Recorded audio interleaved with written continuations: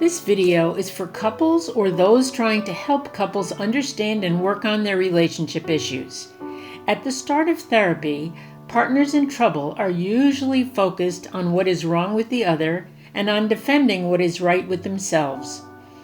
So the first therapy task is to help them realize that the only person anyone can ever change is him or herself. And the second point is to help them see themselves, each other, and their relationship in context. They are each part of a complex individual, family, and cultural history, which includes their parents, their sibling constellation, their aunts, uncles, and grandparents, and the social and cultural context from which their individual values and practices have generally evolved. We want to help them understand these contexts as well as their work, interests, hobbies, social connections, dreams, fears, and aspirations for their relationship with each other, and how it fits into their larger relationship systems.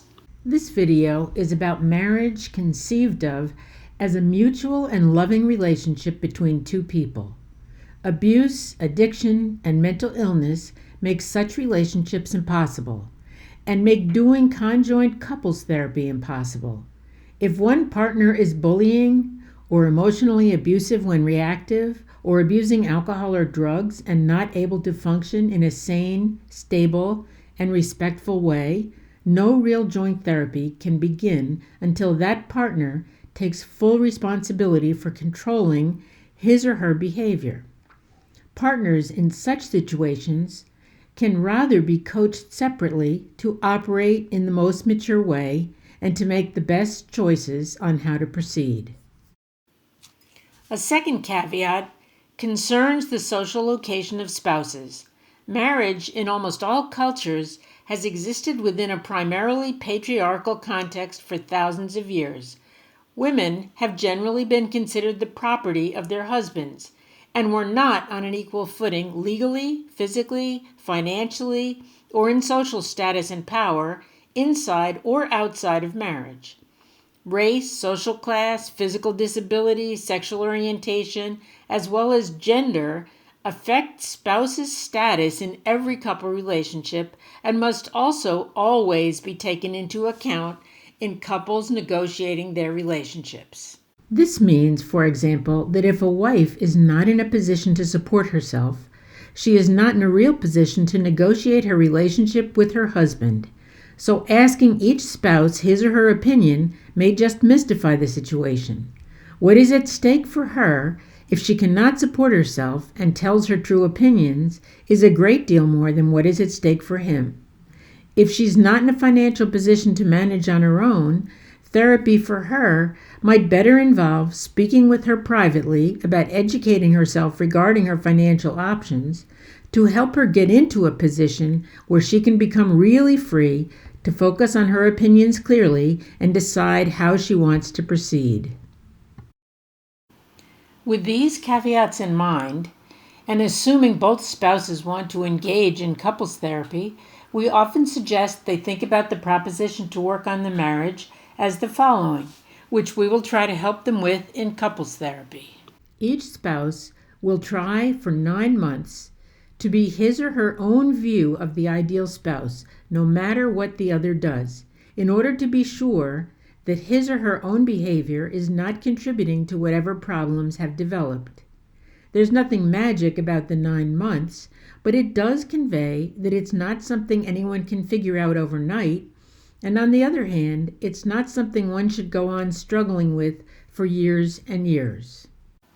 As for the notion of the ideal spouse, we suggest this means behaving according to your own values, not according to how the other treats you, being a good listener, always respectful, sharing responsibilities, being supportive, affectionate, and open, and as Betty Carter used to say, viewing love, honor, and negotiate as the principles for a good couple relationship. Meanwhile, we suggest each partner be working to make sure that all his or her other relationships with friends, family of origin, co-workers, children, and so forth are in good working order, so that they are not bringing other problems into the couple relationship and expecting more of the spouse than is reasonable. If at the end of 9 months of behaving according to their own ideal values, they do not see anything positive coming from their partner, it will probably be time to move on. But to make sure they themselves are not unwittingly contributing to the very problem they seek to solve, they will need to work on their own behavior first over that 9-month period in order to really be able to assess their situation.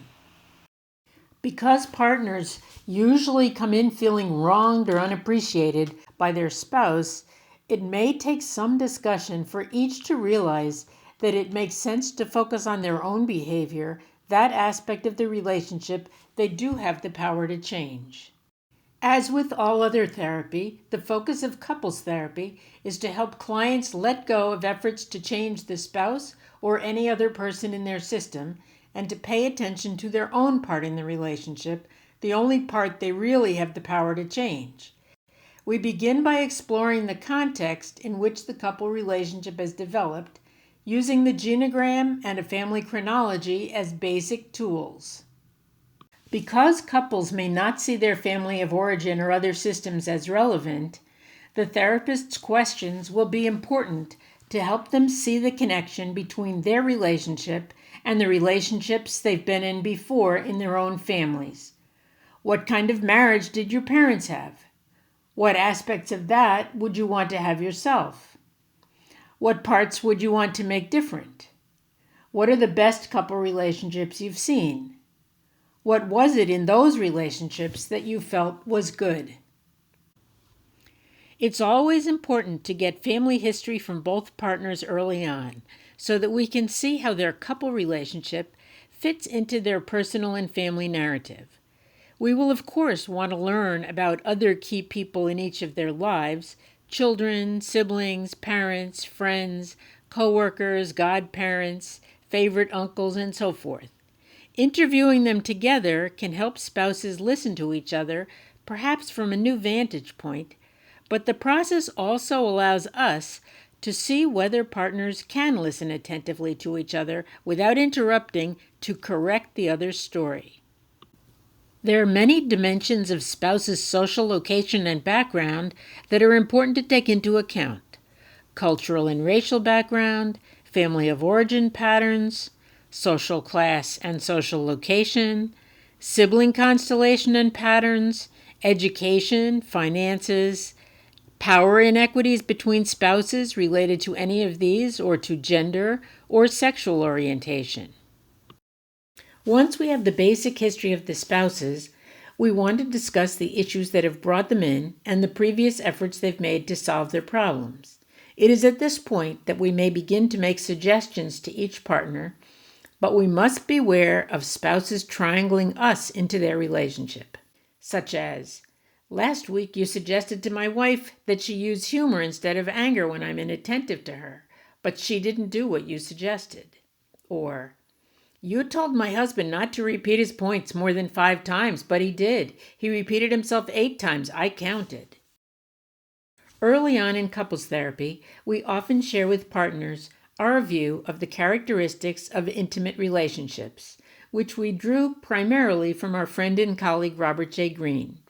We urge partners to take this list home and discuss it, thinking through whether it fits with their values, if there are other characteristics they think are important, or if some of those we've included are not essential. And of course, we urge them to consider their values in relation to their family of origin experiences. The list goes like this: closeness and caregiving, made up of warmth, time together, nurturance, intimacy, and consistency.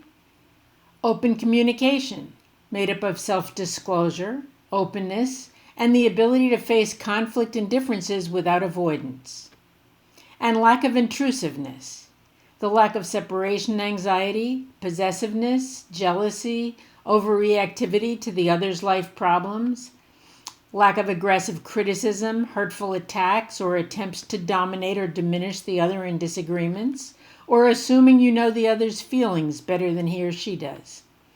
and respecting the partner's need for privacy, time, and space alone. If partners have been in triangles with their parents or siblings, or if there were 3-generational triangles including grandparents, we will want to help couples pay attention to the impact of those experiences on their relationship with each other. In exploring the issue of sibling constellation, we will want to help spouses become aware of the problems they may have developed naturally by coming from non-congruent sibling constellations. Typically, our sibling patterns growing up are what we have become accustomed to, and if they are not a good fit with our spouse's experience, it can cause problems. The primary factors with siblings are gender, birth order, distance apart in age, and any traumatic loss or dysfunction that has affected sibling relationships. For example, if both spouses are youngest, we might expect them each to be waiting around for the other to get things organized. Two oldests may both expect to be the leader and end up in continuous couple battles for control. Spouses who are middle children have sometimes felt lost growing up because they don't have a niche. They may at times feel unappreciated by a spouse, and they may try harder. They may also have more flexibility because of being in the middle, and they tend to be good mediators. Two only children might have trouble sharing altogether. And a spouse who has had to fill in for a dysfunctional sibling might expect to have to do the same in an intimate relationship with a spouse. A husband who has no sisters and a wife who has no brothers will also generally have new learning to do about the other gender, as will spouses of the same gender who are breaking new ground altogether and challenging often entrenched societal norms for couple relationships. The ideal couple, in terms of sibling constellation, is supposed to be the older brother of a younger sister who marries the younger sister of an older brother. Each spouse grew up with a sibling of the other gender and in a pattern that matched the pattern they have now, older brother, younger sister. Next best would be the younger brother of an older sister who marries the older sister of a younger brother. Their sibling constellations match, but society expects men to be the leaders, so others may see the wife as henpecking her husband or the husband as being too passive in relation to his wife's control. The most difficult matches of all are thought to be the oldest brother of brothers, and the more the worse, marrying the oldest sister of many sisters, since they would both fight for control and be less familiar with the other gender in a personal way. Similarly problematic could be the youngest brother of brothers marrying the youngest sister of sisters, both of them waiting around for someone to organize things. If partners come from different cultural backgrounds, they may have cultural conflicts without even realizing it. For example, the Irish have, for historical reasons, tended in close personal encounters to use distancing to avoid confrontation. An Italian spouse may have no fear at all of personal conflict, but a great fear of distance as abandonment. So the very first defense for an Irish partner might be the most threatening for his or her Italian spouse, and the Italian's first defense to get into conflict might be the very most upsetting to the Irish spouse. There are many dimensions of spouses' social location and background that are important to consider. Cultural and ethnic differences, gender inequalities, financial status and earning power, sibling position, racial inequalities, education, social class background and status, inequalities related to sexual orientation. Couples who come from different social locations will also tend to have a steep learning curve. Societal expectations generally operate in the direction of spouses wanting to move up in class, so the spouse from the less educated or poorer background will generally be pressed to move toward the other social status, and those from higher status are less likely to appreciate the problems of difference in power and social status of their partner. Because women are generally expected also to accommodate to their husbands and people of color to white people, the inequities may be compounded and must always be taken into account in therapy. Finally, we offer couples rules of thumb for relating. The rules of couple relating are, of course, basically the same as the rules for all other relationships. The most obvious rule: never treat your partner with disrespect, contempt, or vulgarity. The basic rules for relating are: don't attack, don't defend, don't placate, don't shut down, and never stay in a relationship interchange longer than you can afford to be generous. Once you become disparaging, reactive, or disrespectful, you should take a break and come back to the issue later. Offer criticism only when you can surround it with a ratio of 4 compliments for each criticism. Do not repeat the same advice or suggestion to your partner more than 5 times. After that, you should realize they are undoubtedly not listening and redirect your helpful energy elsewhere.